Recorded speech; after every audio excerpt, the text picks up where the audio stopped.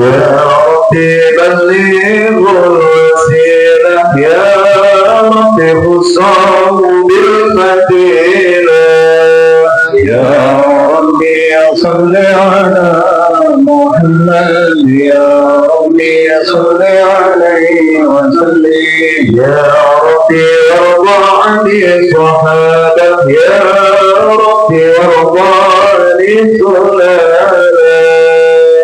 أعوذ بالله من الشيطان الرجيم بسم الله الرحمن الرحيم إنا فتحنا لك فتحا مبينا ليغفر لك الله ما تقدم من ذنبك وما تأخر ويتم نعمته عليك ويهديك صراطا مستقيما وينصرك الله نصرا عزيزا. لقد جاءكم رسول من أنفسكم عزيز عليه ما عنتم حريص عليكم بالمؤمنين رؤوف رحيم. فإن تولوا فقل حسبي الله لا إله إلا هو عليه توكلت وهو رب العرش العظيم. إن الله وملائكته يصلون على النبي يا أيها الذين آمنوا صلوا عليه وسلموا تسليما. اللهم صل وسلم وبارك يا نبي سلام يا رسول سلام عليك يا حبيب سلام عليك صلوات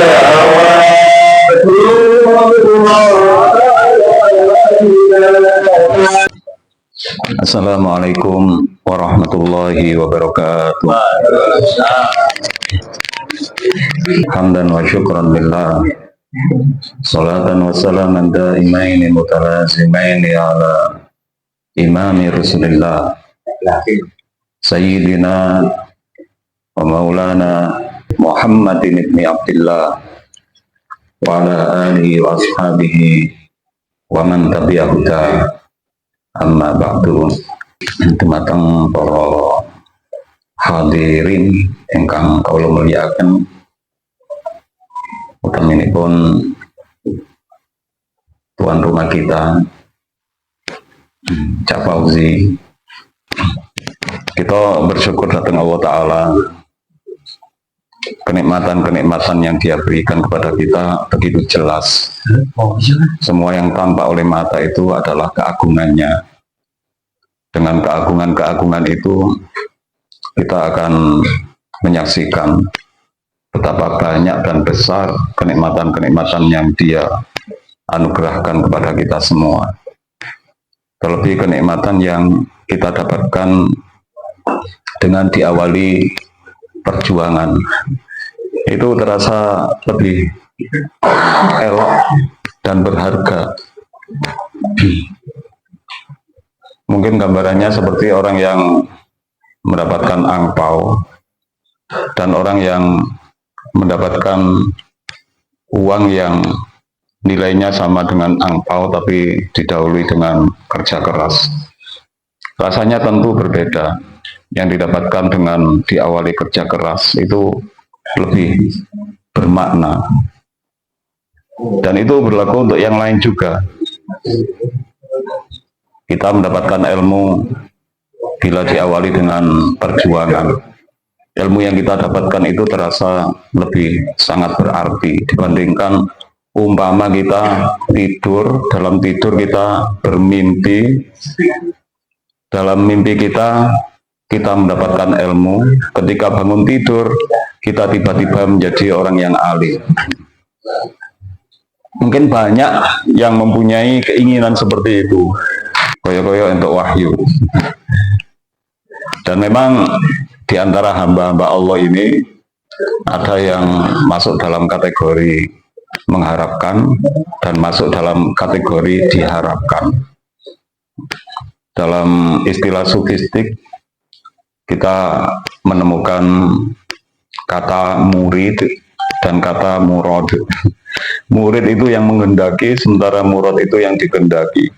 Kalau kita ingin alim, kemudian kita belajar dengan keras, dengan tekun, dengan rajin, maka kita disebut dengan murid, karena kita yang menghendaki untuk mendapatkan ilmu. Tapi kalau kita igle, petakilan, lolak-lolok, mendinane ketok mbuweling, tapi kok pinter. Lagi enten mawon tiyang sing modele ngoten niku. Nggih, enten mawon tiyang modele ngoten niku. Yang semodel ngoten niku disebut murad, orang yang dikehendaki. Memang Allah Ta'ala menghendaki dia untuk menjadi orang alim. Tapi bagaimanapun kalau kita kembali pada hakikat, semua itu pasti dikehendaki. Dan istilah murid atau murad tadi kadang juga disebut dengan salik dan majdzub. Ada golongan salik. Salik itu yang berjalan menapaki aturan-aturan Allah. Salik itu artinya orang yang menapak. Maksudnya dia menapak di atas jalan Allah, sehingga dia bisa sampai pada Allah dengan selamat dan dengan damai. Orang yang seperti itu di dalam perjalanannya harus berjuang, harus bekerja keras. Karena itu orang yang masuk dalam kategori salik pasti melakukan riyadhah, mujahadah, tirakat, yo poso, yo zikir, yo sholat, yo sinau. Semua itu adalah lelaku-lelaku yang dijalankan oleh seorang salik. Tapi ada juga orang yang kesehariannya itu tidak tampak bekerja keras, tapi menghasilkan sesuatu yang biasa didapatkan oleh orang yang bekerja keras. Bahkan ada yang seperti lolak-lolok, ada juga yang bahkan terkesan gila, tapi malati. Biasanya orang yang seperti itu disebut majdzub. Tapi setiap bertemu dengan orang yang seperti itu, kita nggak usah terburu-buru untuk menyebut majdzub, dan kita nggak usah terobsesi untuk menjadi orang yang majdzub. Kita terobsesi untuk menjadi manusia yang normal saja. Kalau kita untuk mendapatkan ilmu harus belajar terlebih dahulu dengan giat, ya memang seperti itu fitrah manusia. Dan Nabi sendiri keseharian beliau juga biasa-biasa saja, makan, minum, juga melek. Tapi memang karena melek beliau tidak seperti umumnya, makan beliau juga tidak seperti kelaziman manusia. Beliau setiap gerakan bisa menjadi ibadah, sementara kita banyak gerakan tapi semua itu petakilan luar biasa. Itu mungkin perbedaan antara kita dengan Nabi. Kita kalau Nabi itu tidur sedikit, kalau kita sedikit-sedikit tidur. Kalau kita itu zikir sedikit, Nabi itu sedikit-sedikit zikir, ya. Itu mungkin yang membedakan, dan itu mungkin nanti akan menjadi pembahasan kita.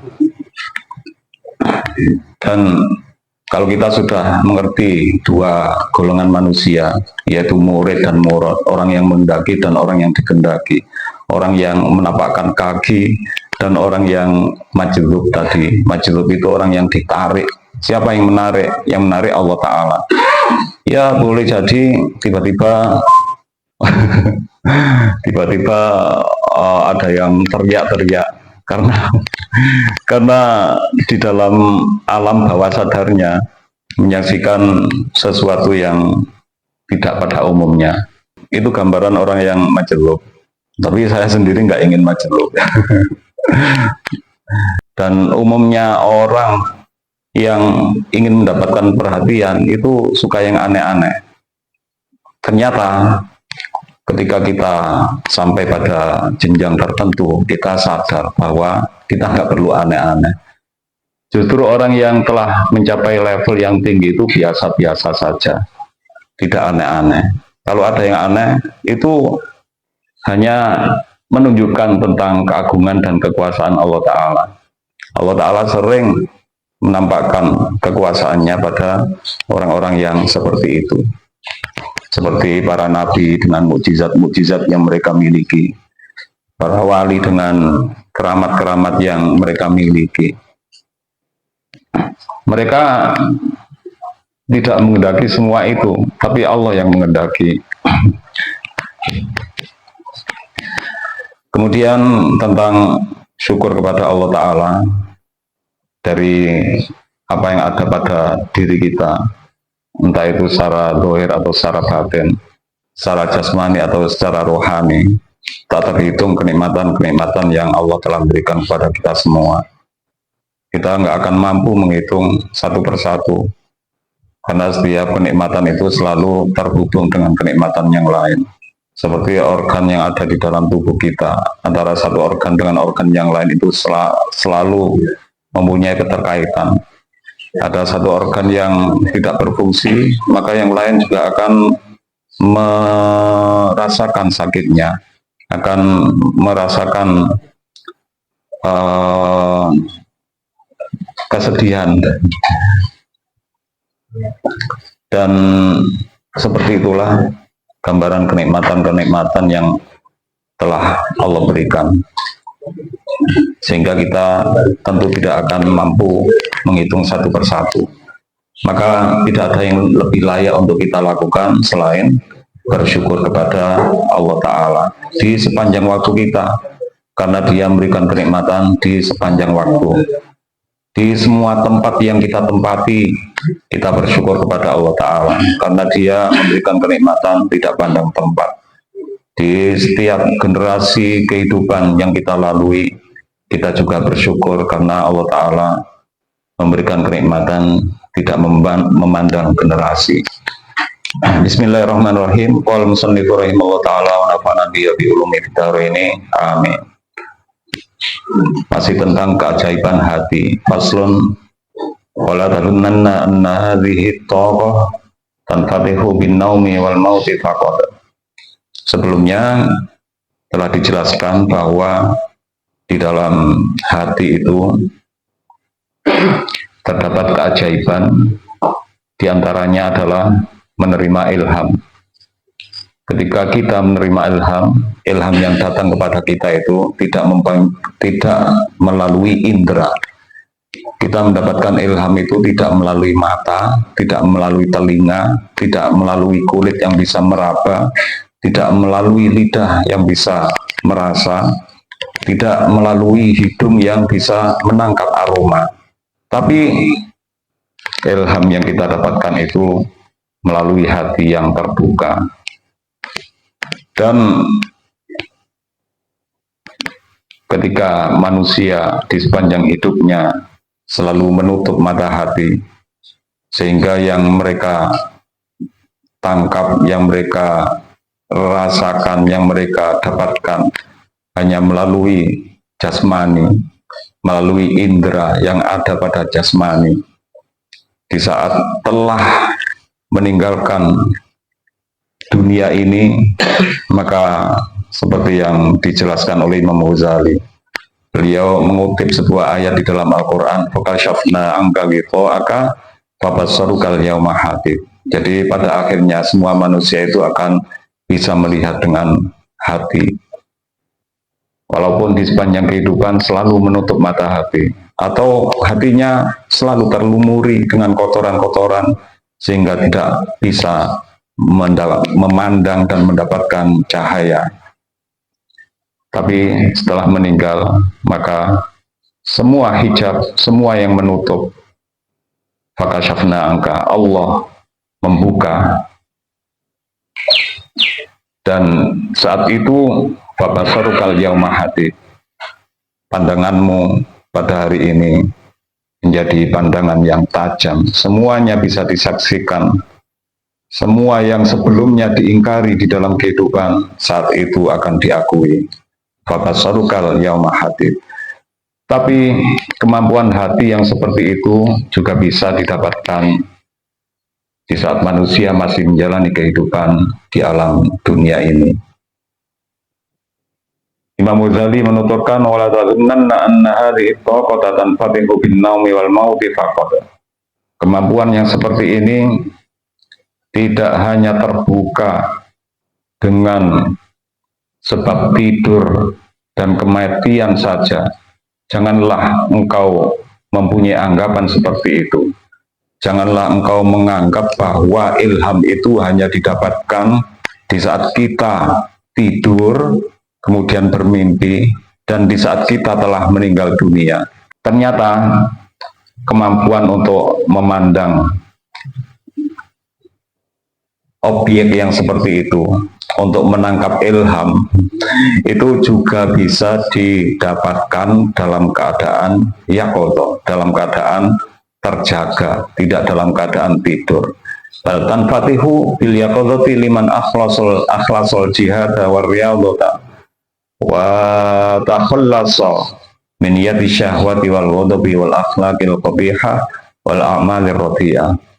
Lalu manusia yang seperti apa yang bisa mendapatkan ilham dalam keadaan terjaga, dalam keadaan tidak tidur, di dalam mimpi? Liman akhlasul jihad. Anugerah yang seperti itu bisa didapatkan oleh orang yang bisa mengikhlaskan perjuangannya, orang yang memurnikan perjuangannya. Perjuangan itu pasti dilakukan dengan pengorbanan. Perjuangan itu pasti akan menguras energi, pasti akan menguras kantong, menguras waktu.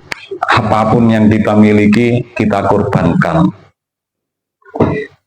Kalau kita belum pernah melakukan seperti itu, berarti selama hidup kita tidak pernah berjuang.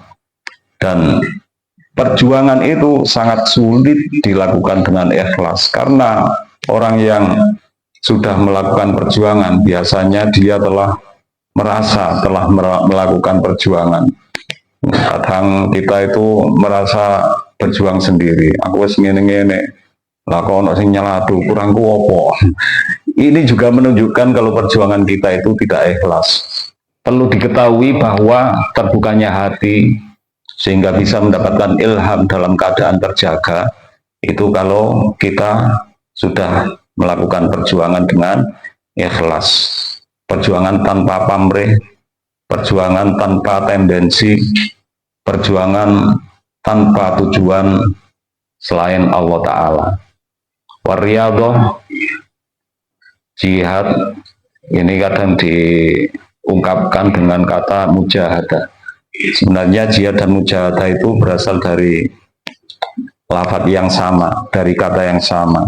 Karena kalau kita tasrif jahada yujahidu mujahadatan wa jihadan. Jahada berjuang, tapi juga ada yang mengartikan berperang. Kalau saya cenderung mengartikan berjuang, karena dalam perjuangan itu juga mengandung peperangan. Seperti kalau kita berjuang melawan diri sendiri, berarti ya kita berperang melawan diri sendiri. Kita berjuang untuk mendapatkan ilmu, berarti kita berperang melawan nafsu kita sendiri, sehingga kita menjadi sosok yang rajin, menjadi sosok yang giat, dan akhirnya bisa mendapatkan ilmu. Riyadhah, mujahadah dan riyadhah.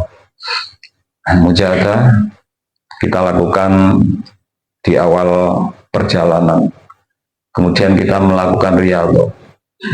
Di saat kita berjalan, kita juga masih memerlukan tekad yang kuat. Kita masih memerlukan semangat untuk bertempur. Dan selama menjalani sebuah perjuangan, kita ini sedang melakukan riyadhah.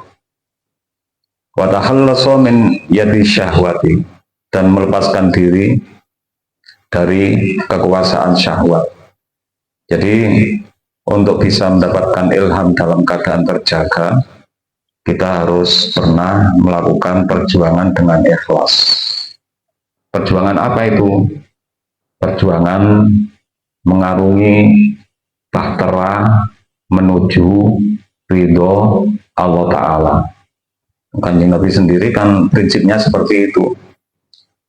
Ilam yakun bika alayya ghadabun fala ubali. Asalkan engkau tidak marah wahai Tuhanku, maka aku tidak peduli lagi. Jadi pandangan beliau Rasulullah itu kepada Allah Ta'ala.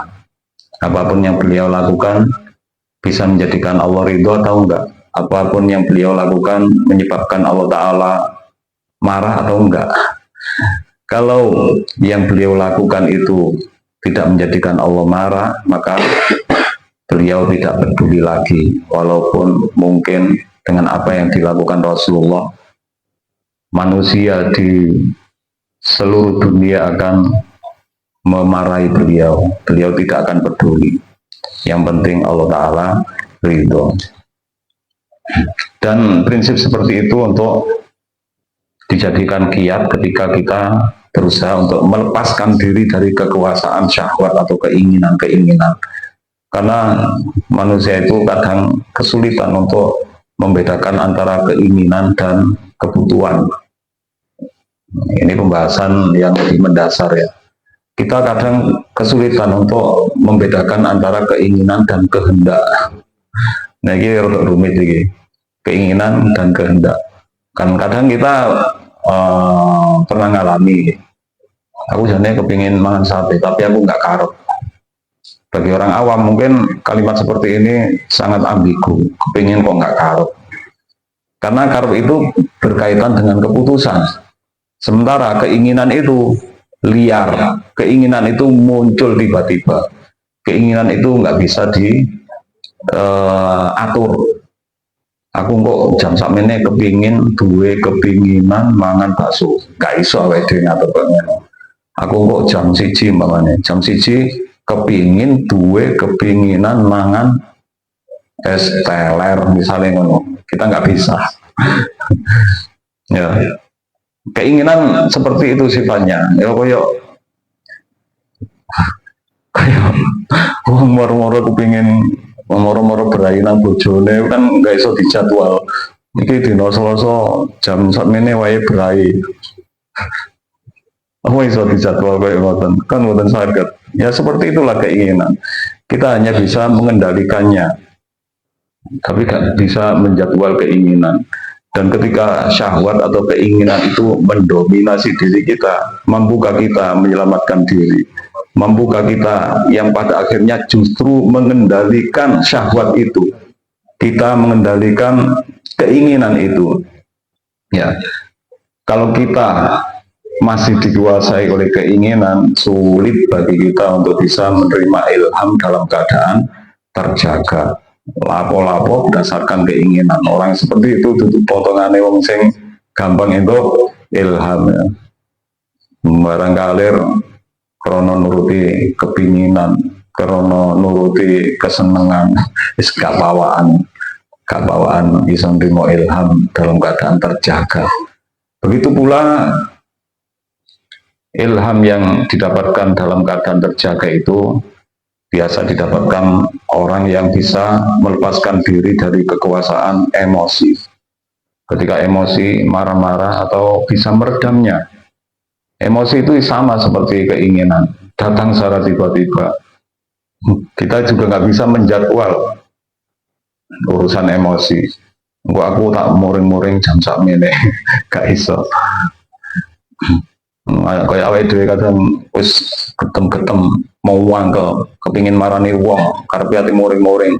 Nang ngarep wonge gak sida muring-muring. Nang ngarep wonge biasa semi dijak ngopi disugi apa surya gak sida muring-muring. Ya apa iki. Berarti wong sing modele koyo ngono iku iso ngendhaleni emosi. Ya ora ngono konsepe ya. Gak koyo ngono konsepe. Tanpa bantuan kita bisa mengendalikan diri ketika didominasi oleh keinginan dan emosi. Ya. Tanpa apa faktor-faktor luar, tanpa faktor-faktor eksternal. Wal akhlaqil qabihah dan akhlak yang buruk bisa melepaskan diri dari kekuasaan syahwat emosi, akhlak yang buruk, dan perbuatan-perbuatan yang tidak baik. Itu yang dikatakan oleh Imam Ghazali. Kalau kita pernah berjihad atau berjuang untuk mendapatkan ridho dari Allah dan kita konsisten, selain itu kita bisa mengendalikan keinginan, emosi, melepaskan diri dari akhlak yang buruk dan perbuatan yang tidak baik, maka kita sangat berpeluang untuk mendapatkan ilham dalam keadaan terjaga, tanpa perlu bermimpi di dalam tidur, tanpa perlu menunggu mati sehingga di dalam kematian kita menyaksikan semua yang goib, semua yang tertutupi dalam keadaan masih hidup di alam dunia.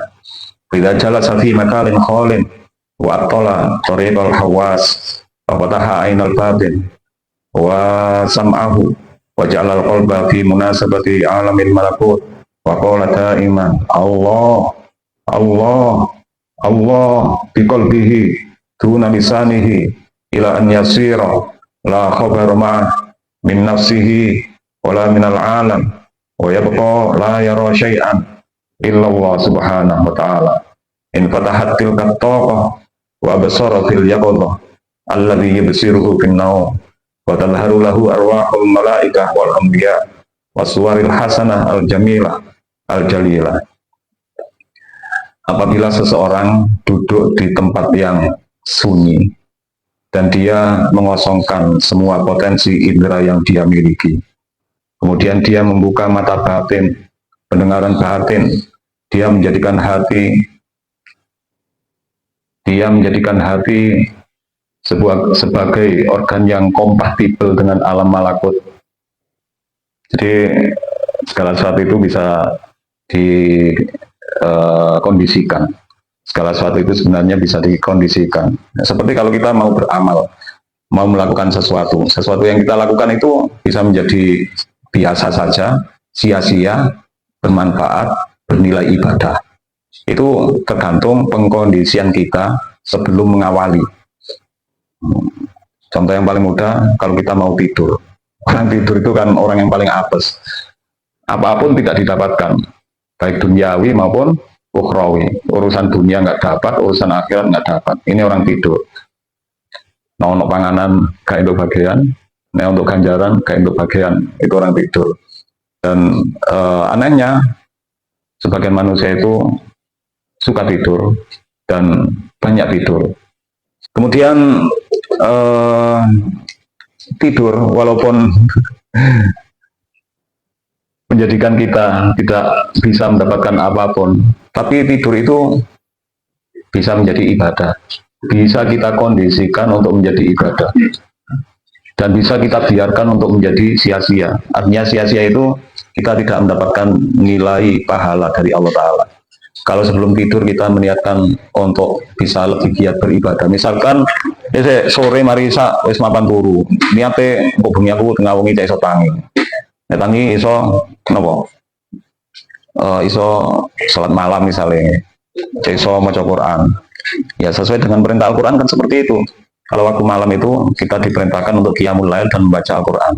Qumil laila illa qalilan nisfahu aw qis minhu qalila aw zid alaihi warattilil Qur'an atau tartilan. Ya. Waktu malam itu sebenarnya bagi orang yang beriman adalah waktu yang sangat indah. Sangat indah. Waktu yang sebenarnya digunakan untuk berkomunikasi antara dirinya dengan Allah Ta'ala. Dan Nabi Muhammad sendiri sehari-hari terbiasa tidur lebih awal. Setelah sholat isya, beliau sering tidur lebih awal, kemudian tengah malam beliau bangun. Orang yang tidur, kalau niatnya supaya bisa melakukan ibadah lebih giat, maka tidurnya itu walaupun orang tidur itu tidak melakukan apa-apa, tidak bisa mendapatkan apa-apa, tapi bisa bernilai ibadah, sehingga tidurnya bisa memberikan pahala dari Allah Ta'ala. Ya, itu contoh kalau amalan atau perbuatan itu bisa dikondisikan untuk menjadi apapun. Tidur bisa kita kondisikan untuk mendulang pahala. Makan bisa kita kondisikan untuk bernilai ibadah. Nongkrong bisa kita kondisikan untuk menjadi ibadah. Mosok nongkrong iso dadi ibadah. Ya ono hadise niku nggih. Ono hadise. Nggih. Para sahabat pun, sahabat Nabi niku, enten sing kebiasaan sehari-hari niku nongkrong nang pinggir dalan. Kebiasaan nongkrong nang pinggir dalan. Apa meneh awake dhewe, ya.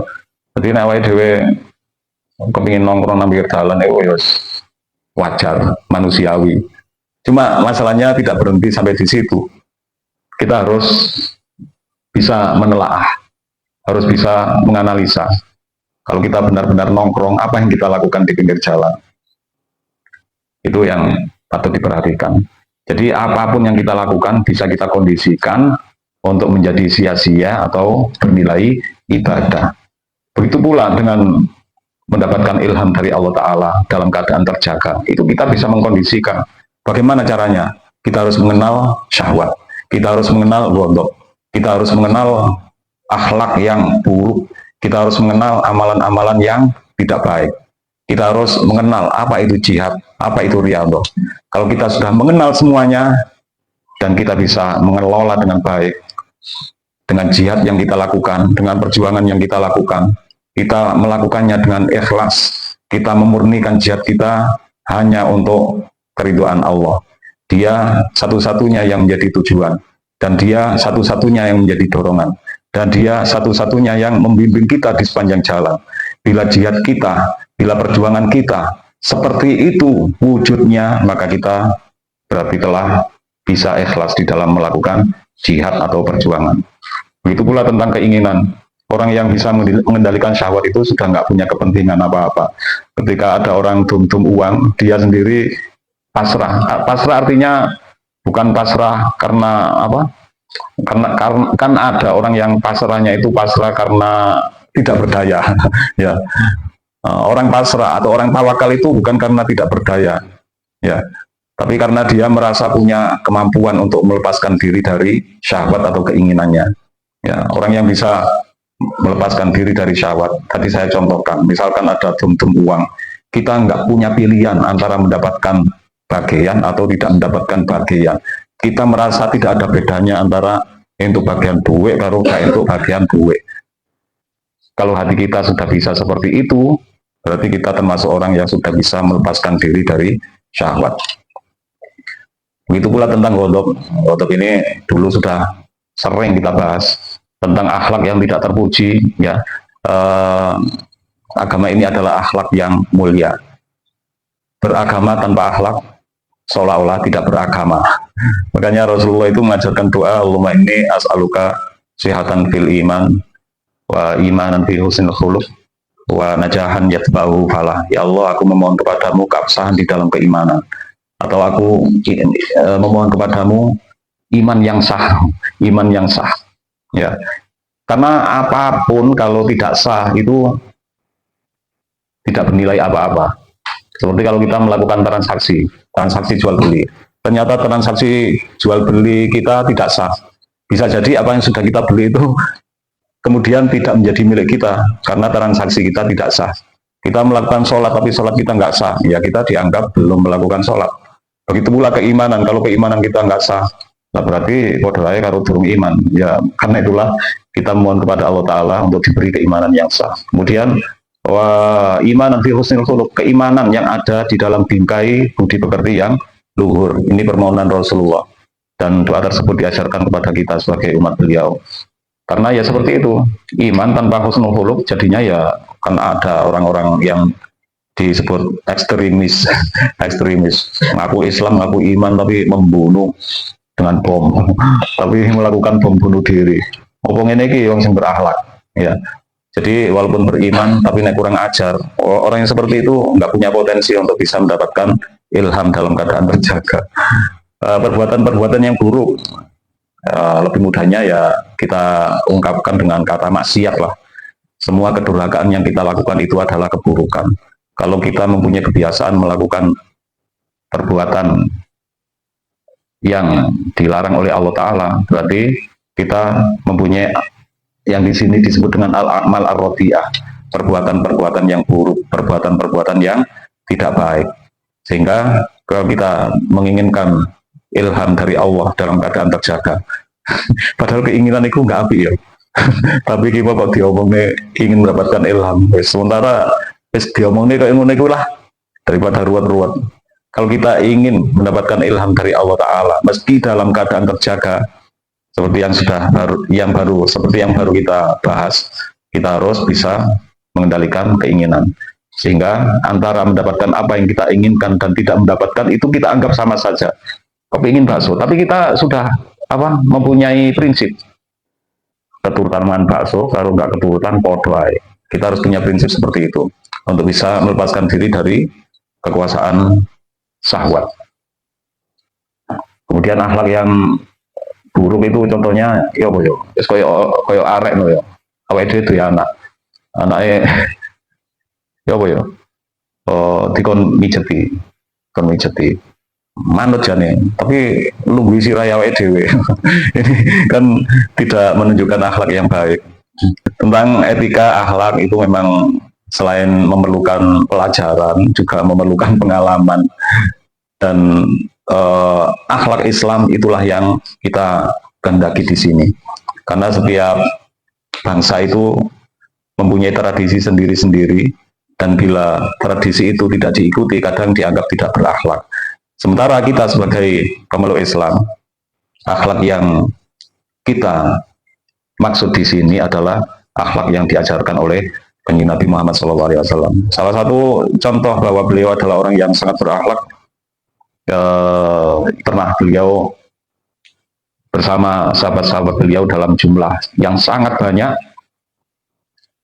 berjalan, tiba-tiba beliau melihat ada seekor anjing yang sedang menyusui.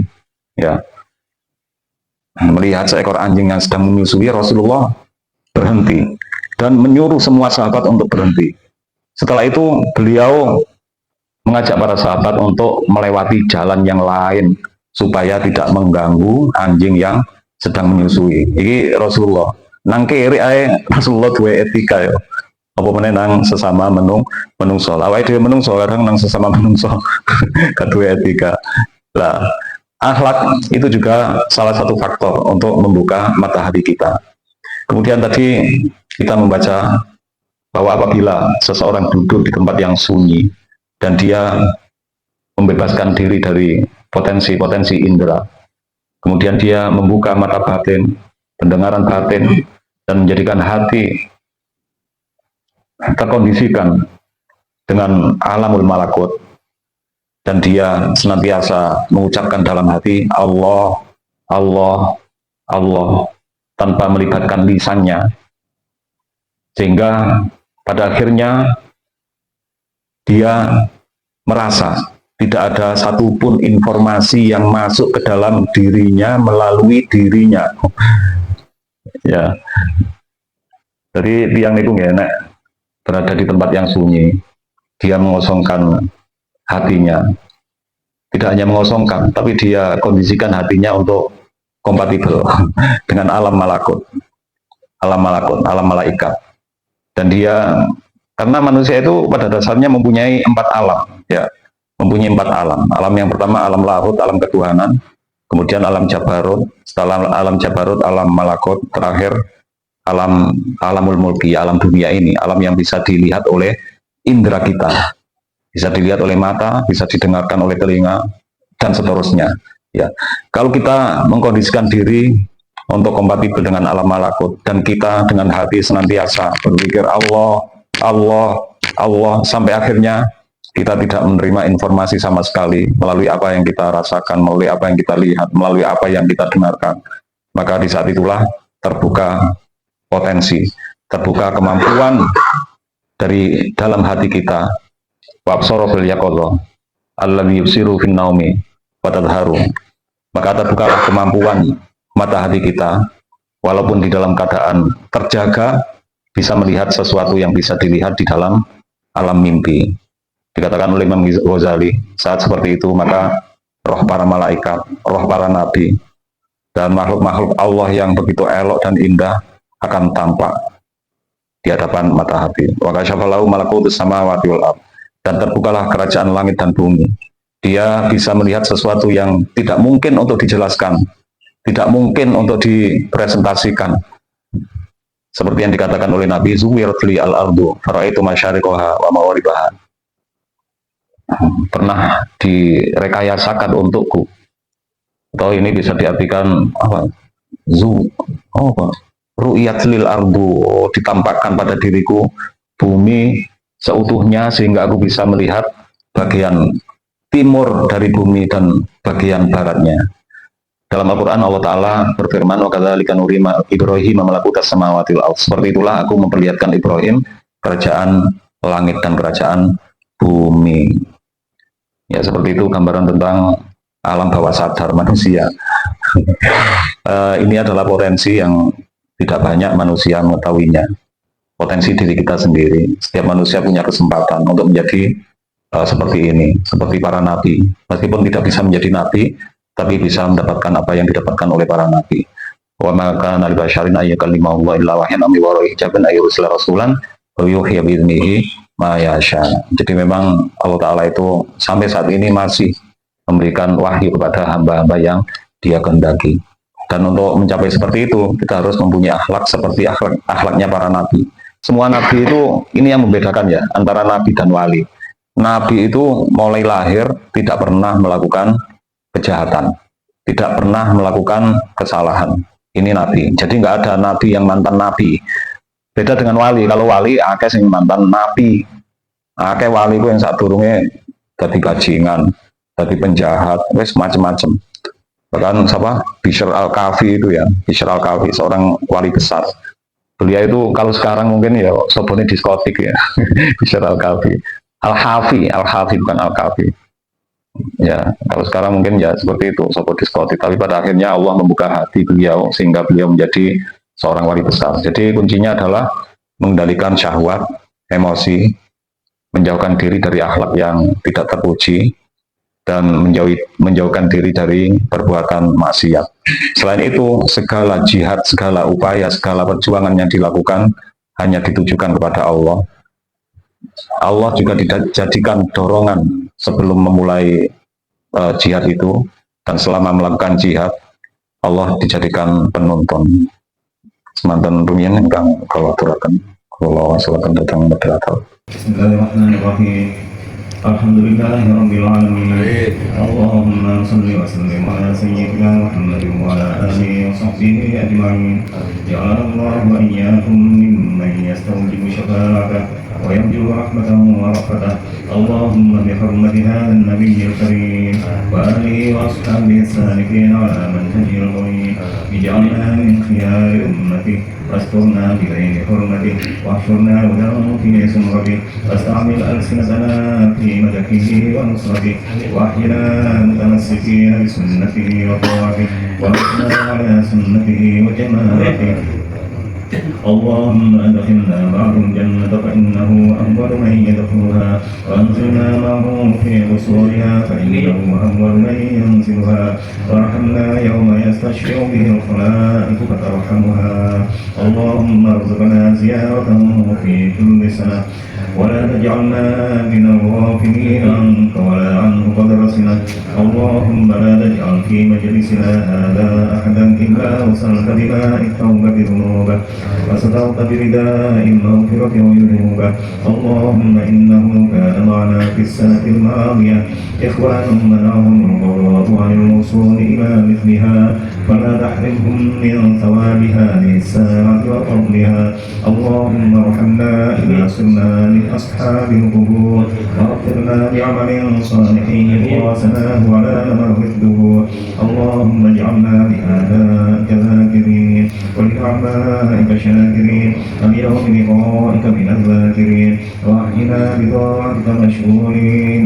وإذا توفيتنا فتوفنا غير مفتونين ولا مخذولين واختم لنا منك بخير أجمعين.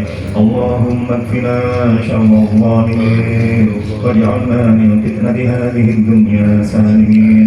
اللهم اجعل هذا الرسول الكريم لنا شفيعا وارزقنا به يوم القيامة مقاما رفيعا. اللهم اسقنا من حوض نبيك محمد صلى الله عليه وسلم شربة هنيئة لا نظمأ بعدها أبدا واحشرنا تحت لوائه هدى. اللهم اغفر لنا به ولآبائنا ولأمهاتنا ولمشايخنا ولمعلمينا وذوي الحقوق علينا ولجميع المؤمنين والمؤمنات والمسلمين والمسلمات الأحياء منهم والأموات إنك مجيب الدعوات وقاضي الحاجات وغافر الذنوب والخطيئات يا أرحم الراحمين. ربنا آتنا في الدنيا حسنة وفي الآخرة حسنة وقنا عذاب النار وصلى الله على سيدنا محمد وعلى آله وصحبه وسلم. سبحان ربك رب العزة عما يصفون وسلام على المرسلين والحمد لله رب العالمين. الفاتحة.